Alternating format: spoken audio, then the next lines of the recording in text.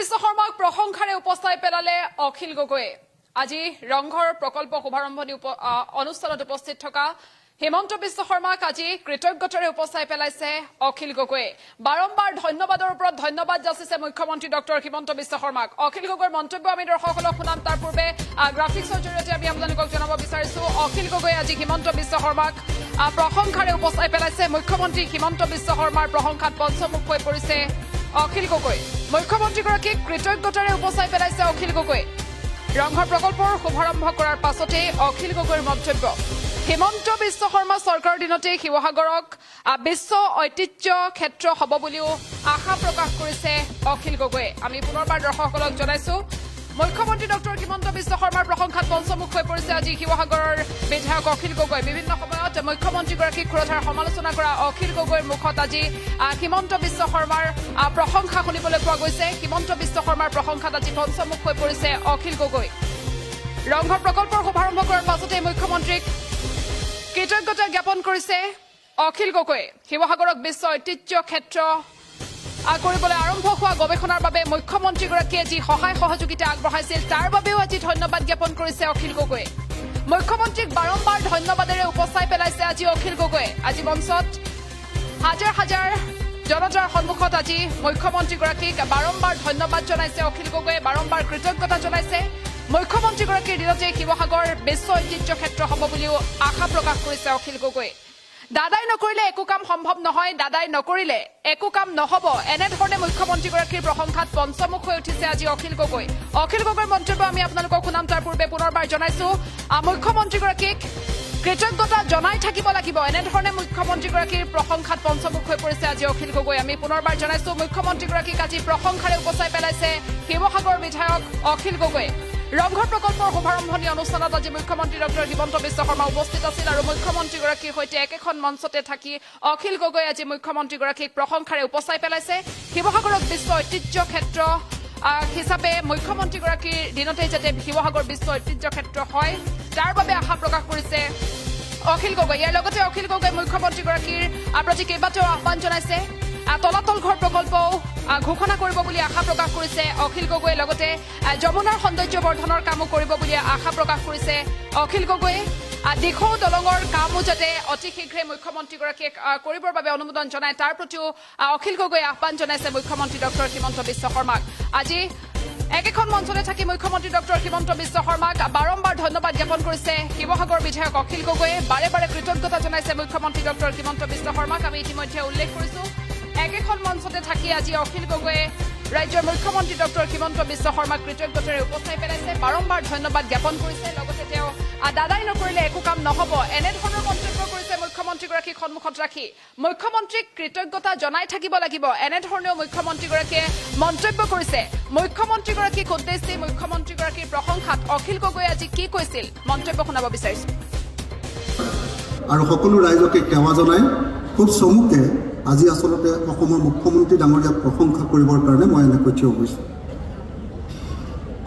আমি সকলোৱে জানে যে এই ৰংঘৰ আমাৰ স্বৰ্গদেউসকলে ৰংঘৰৰ ওপৰত থিয় হৈ এই ৰূপহী পথাৰখনত ম'হ যুঁজ চায়। এই ৰূপহী পথাৰখনত বিভিন্ন ধৰণৰ নৃত্য গীত চায় আৰু সেই ৰূপহী পথাৰখনতে এতিয়া শিৱসাগৰত আমি ৰংঘৰ প্ৰকল্প নামৰ এটা অতি বিতোপন প্ৰকল্প স্থাপন কৰিবলৈ লৈছোঁ আৰু এই প্ৰকল্পৰ সমস্ত কৃতিত্ব এই মুহূৰ্তত মই হিমন্ত বিশ্ব শৰ্মা ডাঙৰীয়াৰ ওপৰত অৰ্পণ কৰিব খুজিছোঁ। ডক্টৰ হিমন্ত বিশ্ব শৰ্মাই এই যি ৰংঘৰ প্ৰকল্পৰ কাৰণে যি আগ্ৰহ প্ৰকাশ কৰিছে, ৰংঘৰ প্ৰকল্পৰ কাৰণে 118 কোটি টকাৰ চেংচন কৰি দিছে আৰু লগতে 118 কোটি টকাৰ লগতে প্ৰায় 31 কোটি টকাৰ আমাৰ লেণ্ড কম্পেনচেশ্যনৰ কাৰণে, লেণ্ড একুইজিশ্যনৰ কাৰণে প্ৰদান কৰিছে। তাৰ ফলত আমি এনেকৈ এটা খুব সুন্দৰ প্ৰকল্প ইয়াতে আৰম্ভ কৰিবৰ কাৰণে সক্ষম হৈছোঁ। তাৰ সেই সপোনৰ আৰম্ভণি আজি হৈছে। আপোনালোকে সকলোৱে জানে যে আমাৰ শিৱসাগৰখন সাংঘাতিক ধৰণে অনুন্নত এখন ঠাই। এইফালে হয়তো যোৰহাটলৈকে কিছু উন্নয়ন হৈছে আৰু আমাক পাৰ হৈ গৈ ডিব্ৰুগড়তো কিছু উন্নয়ন হৈছে, কিন্তু আমাৰ শিৱসাগৰখনত সঁচাকৈ উন্নয়নে একেবাৰে ভালকৈ স্পৰ্শ কৰিব পৰা নাই।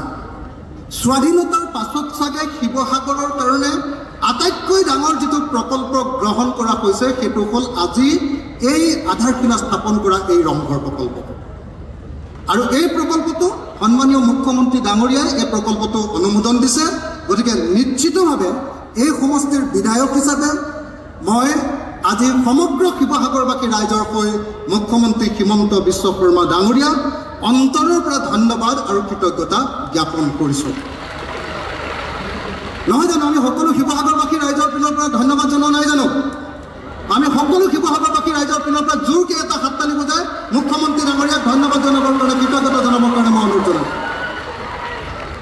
দাদা একদম অন্তৰ ভৰা কৃতজ্ঞতা জনাইছোঁ ইমান ধুনীয়া এটা প্ৰকল্প লৈ দিয়াৰ কাৰণে আৰু মই আপোনালোকক আৰু এটা কথা ক'ব খুজিছোঁ অকল ৰংঘৰ প্ৰকল্প নহয় শিৱসাগৰক বিশ্ব ঐতিহ্য ক্ষেত্ৰ কৰিবৰ কাৰণে আমাৰ যি গৱেষণা চলি আছে মই মুখ্যমন্ত্ৰী ডাঙৰীয়াৰ ওচৰলৈ যেতিয়া গৱেষণাৰ কাৰণে 1 কোটি টকা এটা বিচাৰি গৈছিলোঁ মুখ্যমন্ত্ৰীয়ে এটা বাক্য খৰচ নকৰাকৈ লগে লগে 20 লাখ টকা এটা অনুমোদন দি কৈছিলে যে বাকী 80 লাখ টকাও তোমাক লগে লগে অনুমোদন দিয়া হ'ব গতিকে এই মুহূৰ্তত মই মুখ্যমন্ত্ৰী হিমন্ত বিশ্ব শৰ্মা ডাঙৰীয়াক এই কামটোৰ কাৰণে ধন্যবাদ জনাইছোঁ আৰু আশা প্ৰকাশ কৰিছোঁ যে 2024ৰ ভিতৰত শিৱসাগৰক আমি বিশ্ব ঐতিহ্য ক্ষেত্ৰৰ টেণ্টেটিভ লিষ্টত ইউনেস্কোৰ বিশ্ব ঐতিহ্য ক্ষেত্ৰৰ টেণ্টেটিভ লিষ্টত আনিব পাৰিম যেনেকৈ ইতিমধ্যে 2013 চনত বিশ্ব ঐতিহ্য ক্ষেত্ৰৰ টেণ্টেটিভ লিষ্টত চৰাইদেউ আহিছিলে তাৰ পাছত এতিয়া স্থায়ী লিষ্টৰ কাৰণে গৈ আছে আৰু স্থায়ী লিষ্টৰ পাছত চৰাইদেউ চাগে বিশ্ব ঐতিহ্য ক্ষেত্ৰ হৈ যাব